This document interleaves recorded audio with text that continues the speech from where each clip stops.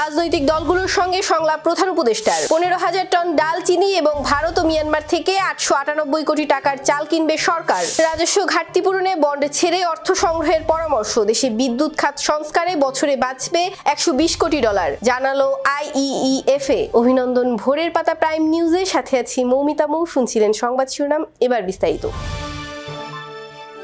দেশের চলমান পরিস্থিতিতে জাতীয় ঐক্য গড়ার লক্ষ্যে অন্তর্বর্তী সরকারের প্রধান উপদেষ্টা ডক্টর মোহাম্মদ ইউনূস রাজনৈতিক দলগুলোর সঙ্গে সংলাপ করেছেন।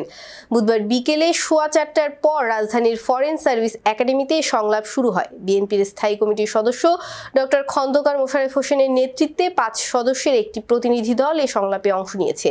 প্রতিনিধি দলে ছিলেন ডক্টর আব্দুল মঈন খান, নজরুল ইসলাম খান, আমির খসরু মাহমুদ চৌধুরী, অধ্যাপক ডক্টর AJM জাহিদ হোসেন। জামায়াত ইসলামীর আমির Doctor Shafiqur Rahman, secretary general Mia Golam Parwar সহ 4 সদস্যের প্রতিনিধি দল এই সংলাপে অংশ নিয়েছে।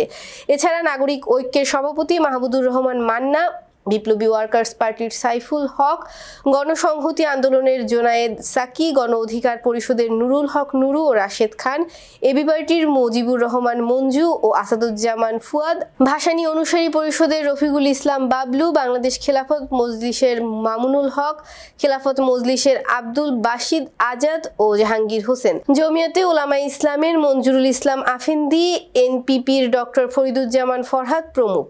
Trading Corporation of Bangladesh family কার্ডধারী 1 কোটি পরিবারের নিকট ভর্তুকি মূল্যে বিক্রির জন্য মসুর ডাল ও চিনি ক্রয়ের সিদ্ধান্ত নেওয়া হয়েছে। এতে মোট ব্যয় হবে 155 কোটি 90 লাখ টাকা। বুধবার অর্থ উপদেষ্টা ডক্টর সালেহউদ্দিন আহমেদের সভাপতিত্বে অনুষ্ঠিত সরকারি ক্রয় সংক্রান্ত উপদেষ্টা পরিষদ কমিটির বৈঠকে এই ক্রয় সিদ্ধান্তের অনুমোদন দেওয়া হয়। বৈঠক সূত্রে জানা গেছে, স্থানীয়ভাবে উন্মুক্ত দরপত্র পদ্ধতিতে দেশের 2 প্রতিষ্ঠান থেকে 15,000 টন চিনি ও মসুর ডাল কেনার অনুমোদন দিয়েছে সরকার। এর মধ্যে 5,000 টন চিনি ও 10,000 টন মসুর ডাল রয়েছে। এতে মোট ব্যয় হবে 155 কোটি 90 লাখ 50 হাজার টাকা। বাণিজ্য মন্ত্রণালয়ের আওতায় টিসিবির জন্য সিটি সুগার ইন্ডাস্ট্রিজ লিমিটেডের কাছ থেকে 5,000 টন চিনি কেনার অনুমোদন দিয়েছে সরকার। এছাড়া বাণিজ্য মন্ত্রণালয়ের আওতায় টিসিবির জন্য চট্টগ্রামের মেসার্স পাইল ট্রেডার্স থেকে 10,000 টন মসুর ডাল কেনার অনুমোদন দিয়েছে সরকার। এতে ব্যয় হবে 96 কোটি 69 লাখ টাকা। প্রতি কেজির দাম পড়বে 96.69 টাকা। বাংলাদেশ ব্যাংকের সংকোচনমুখী মুদ্রানীতি বাস্তবায়নের প্রভাব পড়েছে জাতীয় রাজস্ব বোর্ডের রাজস্ব আদায়। চলতি অর্থ বছরে প্রথম 4 মাসে লক্ষ্যমাত্রা অর্জন তো দূরের কথা, গত বছরের একই সময়ের তুলনায় আদায় কমেছে 1% বেশি। এ অবস্থায় লক্ষ্য পূরণে কর আদায়ের ক্ষেত্রে সম্প্রসারণের উপর জোর দিচ্ছেন ব্যবসায়ীরা। এরপরও বড় ঘাটতি হলে বন্ড ছেড়ে অর্থ সংগ্রহের পরামর্শ অর্থনীতিবিদদের। আন্দোলন, সংঘাত ও ক্ষমতার পালাবদলের কারণে তৈরি হওয়া অস্থিরতার মাঝেই মূল্যস্ফীতির লাগাম টানতে সংকোচনমূলক মুদ্রানীতি বাস্তবায়ন করছে সরকার। এমন পরিস্থিতিতে লক্ষ্যমাত্রা অনুযায়ী রাজস্ব আদায় করতে পারছে না এনবিআর। সংস্থাটির হালনাগাদ পরিসংখ্যান বলছে, চলতি 2024-25 অর্থ বছরে জুলাই থেকে অক্টোবর পর্যন্ত রাজস্ব আদায় হয়েছে 1,01,281 কোটি টাকা, যা লক্ষ্যমাত্রার চেয়ে 30,831 কোটি টাকা কম। হাসিনা সরকারের আমলে করা 2024-25 অর্থ বছরের বাজেটে রাজস্ব লক্ষ্যমাত্রা অবাস্তব উল্লেখ করে অর্থনীতিবিদরা বলছেন, রাজস্ব ঘাটতি তৈরি হলে বাজেট বাস্তবায়নে সরকার বন্ড ছেড়ে টাকা সংগ্রহ করতে পারে। বাংলাদেশের বিদ্যুৎ খাতের ভর্তুকির বোঝা ক্রমান্বয়ে শূন্যের কাছাকাছি নিয়ে যাওয়ার সুযোগ আছে বলে মনে করছে institute of energy economics and financial analysis. বৈশ্বিক এই সংস্থাটি বলছে, বিদ্যুৎ খাতে গুরুত্বপূর্ণ সংস্কারের মাধ্যমে বছরে $120 কোটি বা 13,800 কোটি টাকা সাশ্রয় করতে পারে বাংলাদেশ বিদ্যুৎ উন্নয়ন বোর্ড। বুধবার IEEFA এর ওয়েবসাইটে দেশের বিদ্যুৎ খাত নিয়ে একটি প্রতিবেদন প্রকাশ করা হয়েছে। প্রকাশিত নতুন এই গবেষণা প্রতিবেদনে এসব তথ্য তুলে ধরা হয়েছে।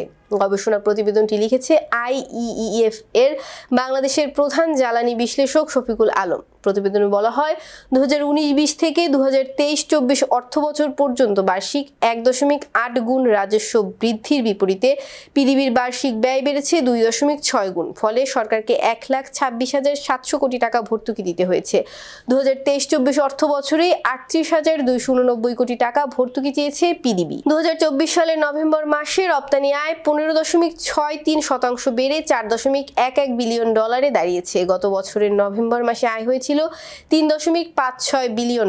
অন্যদিকে চলতি অর্থ বছরের জুলাই নভেম্বরে রপ্তানি আয় বেড়েছে 11.76%। বিস্তারিত ডেস্ক রিপোর্টে। রপ্তানি উন্নয়ন ব্যুরো ইপিবি থেকে জানা যায়, গত নভেম্বর মাসে রপ্তানি আয় থেকে এসেছে 411 কোটি 97 লাখ ডলার। বছর ব্যবধানে বেড়েছে 15.63%। রপ্তানি উন্নয়ন ব্যুরোর হিসেবে চলতি অর্থ বছরের প্রথম 5 মাস অর্থাৎ জুলাই থেকে নভেম্বরে মোট রপ্তানি হয়েছে 1990 কোটি 60 লাখ ডলারের পণ্য, যা গত বছরের একই সময়ের তুলনায় বেড়েছে 12%। তাছাড়া ইপিবির তথ্য মতে নভেম্বরে শুধু তৈরি পোশাক খাতে রপ্তানি আয় এসেছে 330 কোটি 62 লাখ ডলার। এই সময়ে কৃষি খাতের রপ্তানি বেড়েছে প্রায় 16% এবং উৎপাদনমুখী শিল্পের রপ্তানি বেড়েছে 15.60%। বছর ব্যবধানে পোশাক খাতে প্রবৃদ্ধি হয়েছে 16.25%। হোম টেক্সটাইলে বেড়েছে প্রায় 21%। তবে চামড়া ও চামড়াজাত পণ্যের পরিমাণ কিছুটা কমেছে।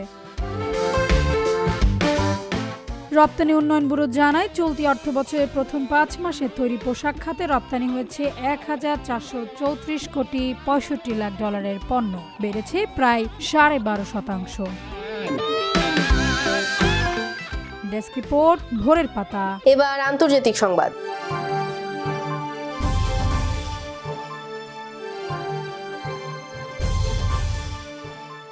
দক্ষিণ কোরিয়ায় সামরিক আইন জারির কয়েক ঘন্টার মধ্যে সেখানকার পার্লামেন্টের বিরুদ্ধে ভোট দেওয়ার সামরিক আইন প্রত্যাহারের ঘোষণা দিয়েছে দেশটির প্রেসিডেন্ট।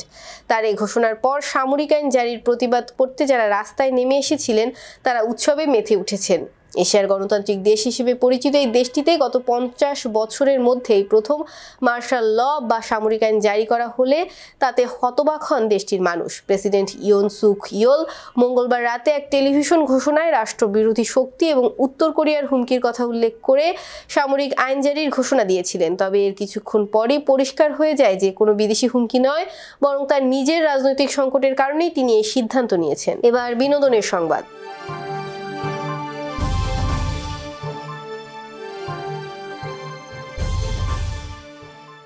আল্লু অর্জুন, রশ্মিকা মান্দানা এবং ফাহাদ ফাসিল অভিনীত বহুল প্রতীক্ষিত cinema Pushpa 2 the rule 5 December মুক্তি পেতে যাচ্ছে। সিনেমাটি 4 ডিসেম্বর থেকে বিশেষ প্রিভিউ শো এর মাধ্যমে মুক্তি পাবে।